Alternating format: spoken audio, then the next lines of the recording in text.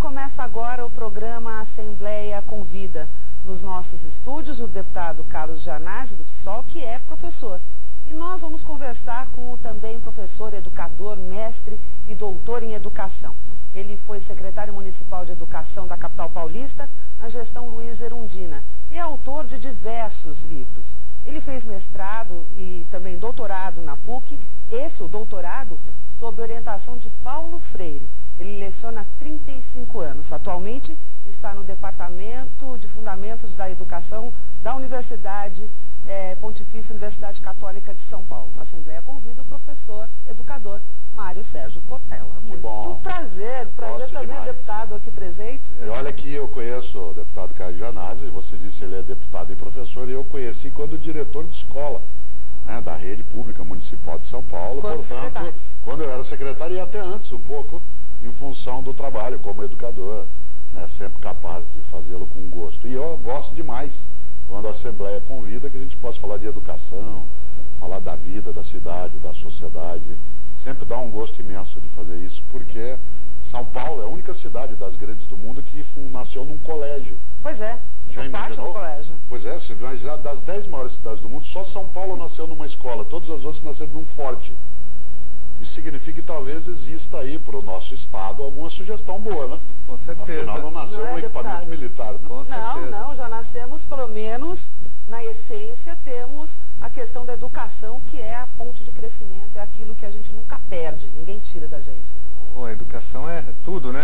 A educação sempre vem em primeiro lugar, mas eu gostaria de registrar aqui a nossa satisfação, a satisfação, na verdade, não só minha, mas de toda a Assembleia Legislativa, em estar aqui conversando hoje, tendo a presença no estúdio da TV Assembleia, esse grande educador, filósofo, teólogo, pesquisador, comunicador também, Mário Sérgio Cortella. É uma honra. E com uma vantagem que você não imagina, torcedor do Santos. É mesmo? Isto é, alguém que pode lidar com uma certa alegria num algum momento. Se você imaginar no ano de 2010, é sempre bom a gente lembrar o quanto que é alegria, que é algo que precisa estar no esporte, tem de estar na educação, tem que estar na política. Seriedade não é sinônimo de tristeza. Não, com certeza. Claro, seriedade é sinônimo de compromisso. Por isso, um time sério não é um time triste, né? Uma Assembleia Legislativa séria não é uma Assembleia triste, um trabalho sério não é um trabalho triste. Por isso que eu falava da alegria, da gente poder conversar aqui. Mas ser corintiano também é ser alegre, também é ter compromisso. Eu também. Mas eu, como eu fui da área de teologia, deputado, 32 anos, eu não posso ser São Paulino, nem torcer para o Santo André, nem para o São Caetano, porque é um time só de um santo. Tem que ser Santos. Embora o Santos seja um time contraditório até na educação, ele é até antipedagógico, porque, como sabe, o símbolo do Santos, ele é chamado de peixe, mas o símbolo é uma baleia, que é um mamífero. É difícil a gente explicar para as crianças como é que um time que tem como símbolo uma baleia, que é um mamífero, é chamado de peixe. É preciso corrigi-los amorosamente. E o nome é Santos. É uma coisa boa demais. Pois é. Afinal de contas, isso é uma proteção. A educação, será que ela é lugar de gente santa? Paulo Freire dizia, deputado, que ele não pode nunca querer santificar as educadoras e os educadores, no sentido de imaginar que nós sejamos profissionais sem deslizes, sem marca, né? Na tua carreira como professor e na minha. Imagine o número de deslizes que nós cometemos, algumas coisas, inclusive, que a gente chama de erro honesto. É o erro honesto, aquilo que você pratica tendo uma intenção adequada, mas a gente conversava um pouco antes de começar, eu e o professor Carlos Gianazzi, que a coisa mais perigosa que tem na vida é incompetente com iniciativa. Porque fica aquela coisa, você olha, puxa vida, né? Tá tendo uma boa intenção, mas não basta. É preciso que a nossa amorosidade docente ela seja acompanhada de competência. Né? E isso é uma coisa forte para a gente ter no dia a dia. Quando a gente pensa em democratização do acesso à escola, isso hoje está praticamente resolvido no país. Agora não quer dizer que a democratização acompanhe o aluno do começo ao fim.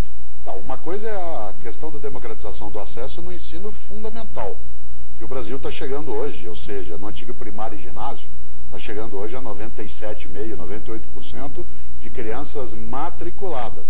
Mas não é ainda a democratização da permanência.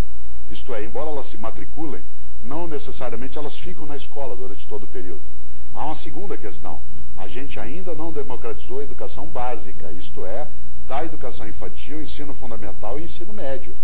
Aí sim nós vamos dar um avanço significativo. Boa parte das grandes nações, do ponto de vista social, porque a nossa é uma grande nação do ponto de vista econômico, mas ainda não é do ponto de vista social. Será?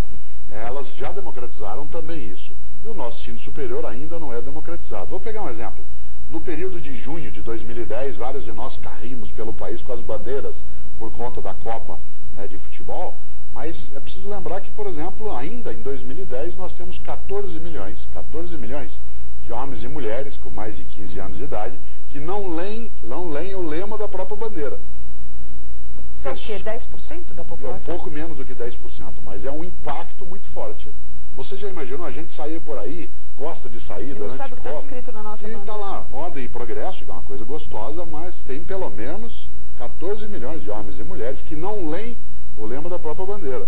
No mundo que está falando em alfabetização digital, nós ainda estamos com questões sérias. Então, nem o triunfalismo de achar que já resolvemos e nem o catastrofismo de achar que nada fizemos. Quer dizer, ainda tem um longo caminho. Eu acho que sim. E agora, Mário Sérgio, eu queria aqui frisar que nós avançamos um pouco mais recentemente, nos 2 ou 3 últimos anos, aqui com a aprovação do Fundeb, né, que é o Fundo Nacional de Desenvolvimento da Educação Básica, que substituiu o Fundef, porque até então a política educacional do Brasil estava toda focada no ensino fundamental. Agora nós expandimos isso do ponto de vista do financiamento da educação. É pouco ainda, porque os recursos são escassos, mas é um pequeno avanço. E agora, um outro avanço, o segundo grande avanço, é a aprovação da Emenda Constitucional 59, que diz que até o ano 2016, a idade obrigatória para a matrícula, aí sim, na educação básica, não mais no ensino fundamental só, será dos 4 aos 17 anos. Exato. Ou seja, o ensino médio se tornará obrigatório também no Brasil e uma parte da educação infantil. Acho que isso significa um grande avanço. Seja, vai aumentar, claro, e será a nossa melhor Olimpíada em 2016. Com certeza. Não só a do esporte, mas a nossa melhor Olimpíada será a gente ter a educação básica como obrigatória. Os últimos 20 anos, o Brasil de fato teve um avanço na área de educação. É que a nossa miserabilidade na educação escolar ela foi tão grande na nossa história que, só para você imaginar, outros países da América Latina tiveram universidades muito antes da nossa.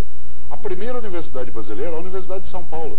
Claro, existiam no Brasil faculdades, mas universidade é a USP em 1934.